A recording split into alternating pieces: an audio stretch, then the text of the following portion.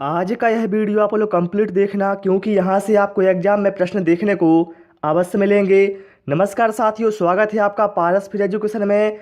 आज इस क्लास में हम पर्यावरण के उन महत्वपूर्ण क्वेश्चनों को पढ़ेंगे जो हर बार एग्जाम में पूछे जाते हैं। तो चलिए साथियों, स्टार्ट करते हैं प्रश्न क्रमांक 1 से।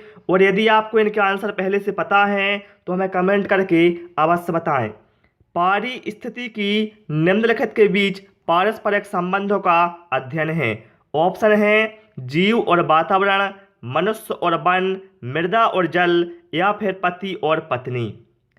तो साथियों, जो पारिस्थितिकी है यह है जीव और वातावरण के बीच पारस्परिक संबंधों का अध्ययन है, अर्थात ऑप्शन ए यहाँ पर राइट आंसर हमारा हो जाएगा। प्रश्न क्रमांक 2 पर आते हैं। इसके बाद निम्नलिखित में से कौन सी प्रक्रिया जल चक्र में नहीं होती है? संक्षेपण, अंतःस्पंदन, वाष्पीकरण, या फिर संयोजन। तो साथियों, जल चक्र की जो संपूर्ण प्रक्रिया है वह 6 भागों में विभाजित होती है। वाष्पीकरण, संक्षेपण, वर्षण, अंतःस्पंदन, अपवाह और संग्रहण। लेकिन यहाँ पर देखिए, संक्षेपण है, अंतःस्पंदन है, वाष्पीकरण, ये तो ठीक है। लेकिन जो ऑप्शन डी में दिया है संयोजन, भैया ये जल चक्र में नहीं होती है। तो ऑप्शन डी यहाँ पर राइट आंसर हमारा हो जाएगा। प्रश्न क्रमांक 3 पर आते हैं। जहाँ जीव रहता है उस सटीक जगह को क्या कहते हैं? आवास, परितंत्र, निकेत या फिर निच, बायोम, या फिर उपर्युक्त में से कोई नहीं। अब भैया यहाँ पर 5 ऑप्शन हो चुके हैं, लेकिन घबराने की बात नहीं है। तो यहाँ पर बताना है राइट आंसर क्या हो जाएगा। तो साथियों, यहाँ पर राइट आंसर हमारा होगा ऑप्शन ए। वह स्थान जहाँ जीव निवास करता है वह आवास कहलाता है। प्रश्न क्रमांक 4 पर आते हैं। मानव एवं जैवमंडल कार्यक्रम प्रारंभ किया गया था यूनिसेफ द्वारा, यूनेस्को द्वारा, IMF द्वारा, या फिर WHO के द्वारा। बताएं यहाँ पर राइट आंसर क्या होगा। तो साथियों, मानव एवं जैवमंडल यह जो कार्यक्रम है साथियों, यह यूनेस्को के द्वारा प्रारंभ किया गया था, अर्थात ऑप्शन भी यहाँ पर राइट आंसर हो जाएगा। और साथियों, यदि आपको वीडियो पसंद आ रहा है तो वीडियो को लाइक कर देना, दोस्तों के साथ शेयर भी कर देना। चलिए, जैविक एवं अजैविक संगठकों के बीच बिचौलिया का कार्य करता है। बिचौलिया से मतलब हमारा है मध्यस्थ, ठीक है। परजीवी, वियोजक, उत्पादक, या फिर उपभोक्ता। बताएं यहाँ पर राइट आंसर क्या होगा। मोस्ट इंपोर्टेंट क्वेश्चन है, कई बार एग्जाम में आया है।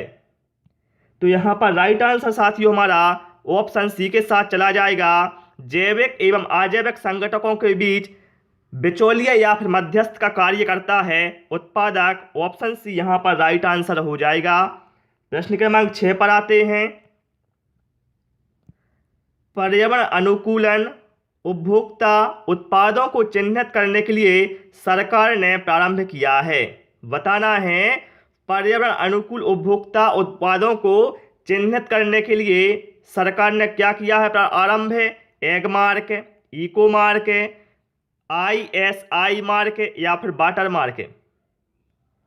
तो यहाँ पर राइट आंसर हमारा होगा ऑप्शन बी, इको मार्क, ठीक है।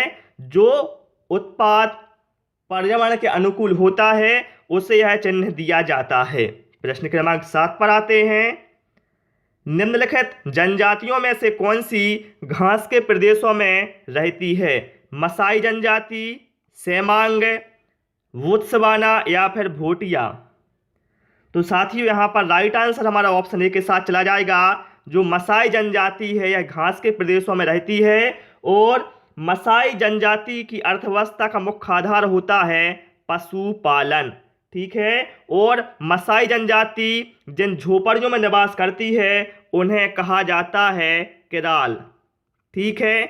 चलिए, प्रश्न क्रमांक 8 पर आते हैं। निम्न में से किस समूह के जीवों का डूबने से हुई मृत्यु का पता लगाने में महत्व है?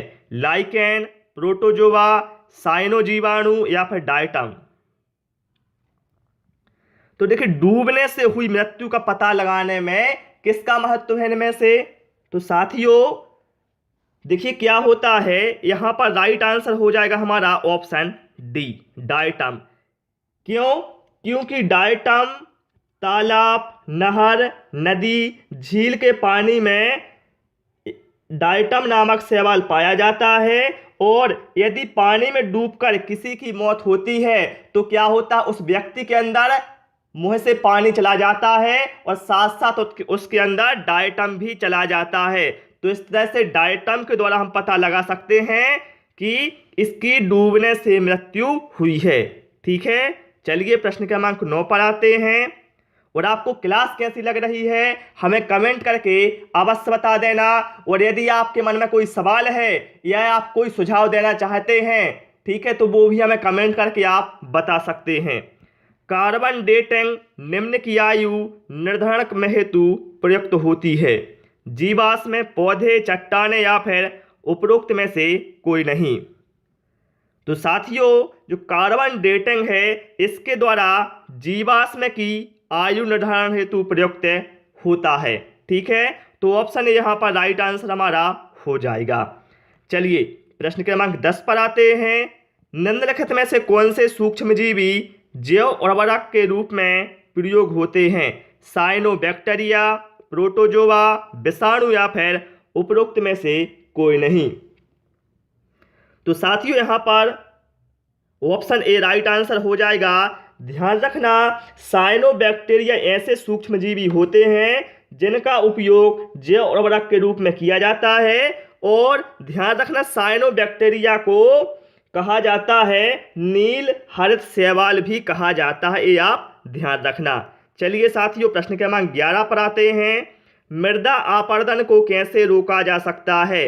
वन काटने से, वन रोपण से, अत्यधिक चराई से या फिर वनस्पति के हटाने से? मृदा अपरदन, इसका अर्थ ये हुआ जो मृदा है साथियों वो धीरे धीरे क्या होता है, उसका कटाव होता है ना, तो उसे ही कहा जाता है मृदा का अपरदन। तो मृदा का अपरदन कैसे रोका जा सकता है? वन रोपण से। क्यों? क्योंकि साथियों जो वृक्षों की जड़ें होती हैं यह क्या होता है, मृदा को बांधे रखती हैं और जो पानी बहता है उसका बहाव भी कम होता है, जिसकी वजह से मृदा अपरदन रोका जा सकता है। अर्थात यहाँ पर ऑप्शन बी राइट आंसर हो जाएगा। ठीक है, और मैं आपको हर क्वेश्चन इसलिए समझाता हूं ताकि आपके मन में कोई डाउट ना रहे, क्योंकि डाउट रहेगा तो आप उसे अवश्य भूल जाएंगे। ठीक है, इसलिए आपके मन में जो डाउट रहता है साथियों, चाहे आप मेरा वीडियो देखें या किसी अन्य का वीडियो देखें, जो भी आपका डाउट है उसको क्लियर जरूर करते जाएं, साथ साथ आपको बहुत फायदा होगा। चलिए प्रश्न क्रमांक 12 देखते हैं। निम्नलिखित में कौन द्वितीयक प्रदूषक है? Smoke, carbon dioxide, carbon monoxide या फिर फ्लाई ऐश? अब यहां पर एक शब्द आया है द्वितीयक प्रदूषक। साथियों प्राथमिक प्रदूषक और द्वितीयक प्रदूषक ये होते क्या हैं ये पता भी तो होना चाहिए आपको। तो देखिए वह प्रदूषक जो अपने स्रोत से सीधा निकलकर प्रदूषित करते हैं उन्हें कहा जाता है प्राथमिक प्रदूषक। ठीक है, जो स्रोत से निकलकर सीधा प्रदूषित करते हैं। और इसके अलावा वह प्रदूषक जो अपने स्रोत से निकलकर किसी अन्य के साथ क्रिया करके प्रदूषित करते हैं तो उसे कहा जाता है द्वितीयक प्रदूषक। तो यहाँ पर जो स्मोक है साथियों यह द्वितीयक प्रदूषक है। स्मोक क्योंकि धुएं और कोहरे का मिश्रण है। ठीक है साथियों, तो यहाँ पर राइट आंसर हमारा ऑप्शन ए के साथ चला जाएगा। बहुत ही महत्वपूर्ण क्वेश्चन था, कई बार एग्जाम में आया हुआ था, इसलिए मैंने इसको इंक्लूड किया हुआ है। चलिए अगला क्वेश्चन आ गया है आपकी स्क्रीन पर, बहुत ही ट्रेंड वाला क्वेश्चन है। प्रथम पोषक स्तर के अंतर्गत आते हैं शाकाहारी जंतु, मांसाहारी जंतु, सर्वभक्षी जंतु या फिर हरित पादप? प्रश्न ध्यान से पढ़ना, प्रथम पोषक स्तर लिखा है ना कि प्रथम प्राथमिक उपभोक्ता। ठीक है, तो प्रथम पोषक स्तर के अंतर्गत साथियों हरित पादप या हरे पौधे आते हैं। ऑप्शन डी यहां पर राइट आंसर हो जाएगा। चलिए प्रश्न क्रमांक 14 पर आते हैं। आप सभी लोग भी भाई सारे क्वेश्चनों के आंसर ईमानदारी से कमेंट करते जाएं। चलिए निम्नलिखित में से कौन एक पारिस्थितिक तंत्र की जैव विविधता की बढ़ोतरी के लिए उत्तरदायी नहीं है। बताना है इनमें से कौन जैव विविधता की बढ़ोतरी के लिए उत्तरदायी नहीं है। देखिए, पारिस्थितिक तंत्र की उत्पादक, भैया ये तो उत्तरदायी है। मध्य व्यवधान, बिल्कुल साहब। पारिस्थितिक तंत्रों की आयु, लेकिन ऑप्शन डी में क्या कहा गया है? पोषण स्तरों की कम संख्या। भैया पोषण स्तरों की कम संख्या होगी तो इससे क्या जैव विविधता बढ़ेगी? भैया बढ़ कहां से जाएगी? पोषण स्तरों की संख्या कम होगी तो बढ़ने की जगह जैव विविधता घटेगी। तो ये अपना उत्तरदायी नहीं है बढ़ोतरी के लिए, तो ऑप्शन डी यहां पर राइट आंसर हो जाएगा। चलिए प्रश्न क्रमांक 15 पर आते। इसके बाद रामसर सम्मेलन संरक्षण से संबंधित है। जो रामसर सम्मेलन है साथियों, यह बताना है किसके संरक्षण से संबंधित है? जैव ईंधन के, वनों के, नम भूमि के या फिर शुष्क भूमि के। तो साथियों जो रामसर सम्मेलन है यह संबंधित है नम भूमि या फिर इंग्लिश में कहा जाए जैसे वेटलैंड के। ठीक है, तो ऑप्शन सी यहाँ पर राइट आंसर हो जाएगा।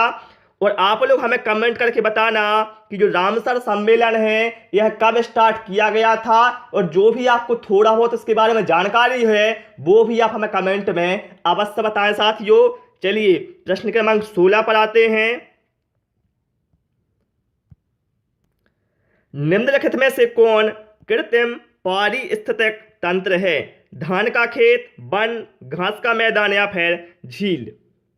अब बताना है कृत्रिम पारिस्थितिक तंत्र। तो साथियों चाहे वो धान का खेत हो चाहे गेहूं का खेत हो, एक यहाँ है भैया कृत्रिम पारिस्थितिक तंत्र है, क्योंकि यहाँ पर प्राकृतिक रूप से जैव विविधता नहीं पाई जाती है। ध्यान रखना, जहां पर प्राकृतिक रूप से जैव विविधता पाई जाती है वो प्राकृतिक तंत्र कहलाते हैं, और जहां पर प्राकृतिक रूप से जैव विविधता नहीं पाई जाती वो कहलाते हैं कृत्रिम पारिस्थितिक तंत्र। तो ध्यान रखना, चाहे गेहूं का खेत हो चाहे धान का खेत हो, एक क्या है भैया कृत्रिम पारिस्थितिक तंत्र है। चलिए प्रश्न क्रमांक 17 पर आते हैं। निम्नलिखित में से पारिस्थितिकी तंत्र का कौन सा एक जीवीय संघटक नहीं है? वनस्पति, जीवाणु, जानवर या फिर वायु। अब देखिए भैया, वनस्पति जीवीय संघटक है, बिल्कुल भैया, क्योंकि इसमें जीवन होता है। हाँ होता है भाई, तो भैया ये तो हो नहीं सकता। जीवाणु, भैया इसमें भी क्या है जीवन होता है, तो ये भी जीवीय संघटक है। जानवर भी जीवीय संघटक है, लेकिन साथ में जो वायु है, वायु जीवीय संघटक नहीं है बल्कि अजीवीय संघटक है। तो ऑप्शन डी यहां पर राइट आंसर हमारा हो जाएगा। ठीक है, चलिए साथियों प्रश्न क्रमांक 18 पर आते हैं। पारिस्थितिकी विज्ञान में जिसका अध्ययन होता है वह है पृथ्वी, वातावरण, अंतरिक्ष या फिर आकाश। बताएं आप लोग किसका अध्ययन होता है पारिस्थितिकी में, या जिसे कहा जाए इंग्लिश में इकोलॉजी। तो साथियों यहां पर राइट आंसर हमारा ऑप्शन बी के साथ चला जाएगा। जो पारिस्थितिकी विज्ञान है उसमें अध्ययन होता है वातावरण का। ठीक है, ऑप्शन बी यहां पर राइट आंसर हो जाएगा। प्रश्न क्रमांक 19 पर आते हैं। और आपने कितना स्कोर किया 20 में से वो भी हमें वीडियो के लास्ट में जरूर बताना साथियों। चलिए, पारिस्थितिकीय तंत्र में एक टिकाऊ जैव समूह क्या कहलाता है? संक्रामिका, अनुक्रम, चरम अवस्था या फिर क्रमकी। तो साथियों ध्यान रखना, पारिस्थितिकीय तंत्र में एक टिकाऊ जैव समूह कहलाता है इकोटोन, जिसे कहा जाता है हिंदी में संक्रामिका। ठीक है, चलिए प्रश्न क्रमांक 20। एक मनुष्य के जीवन को पूर्ण रूप से धारणीय करने के लिए आवश्यक न्यूनतम भूमि को क्या कहते हैं? जीवजात, पारिस्थितिकीय पदछाप या फिर जीवोम, जिसे इंग्लिश में कहा जाता है बायोम, या फिर निकेत। तो साथियों एक मनुष्य के जीवन को पूर्ण रूप से धारणीय करने के लिए आवश्यक जो न्यूनतम भूमि है उसे कहा जाता है इकोलॉजिकल फुटप्रिंट, जिसे हिंदी में कहा जाए पारिस्थितिकीय पदछाप। ठीक है, पदछाप या फिर पदचिन्ह एक ही बात है। आप इंग्लिश नाम ध्यान रखना इकोलॉजिकल फुटप्रिंट, तो बहुत ही आसान रहेगा। ठीक है साथियों, तो आज इस क्लास में साथियों हमने 20 उन क्वेश्चनों को पढ़ लिया है जिनके आपके एग्जाम में आने के चांस हैं। आपको क्लास कैसी लगी हमें कमेंट करके बताएं, कितना स्कोर किया है वो भी कमेंट कर देना साथियों। और यदि आपको हमारी क्लास पसंद आई हो तो आपसे मेरी एक रिक्वेस्ट है कि वीडियो को लाइक करें और जो भी आपके फ्रेंड है साथियों उनके साथ वीडियो को शेयर कर दें। और यदि आप नए हैं चैनल पर तो आपसे रिक्वेस्ट है चैनल को सब्सक्राइब भी कर लें, जिससे आपको आने वाले समय में और भी नए नए वीडियो मिलते रहें। मिलेंगे अगले वीडियो में एक नए टॉपिक के साथ। Thanks for watching this video.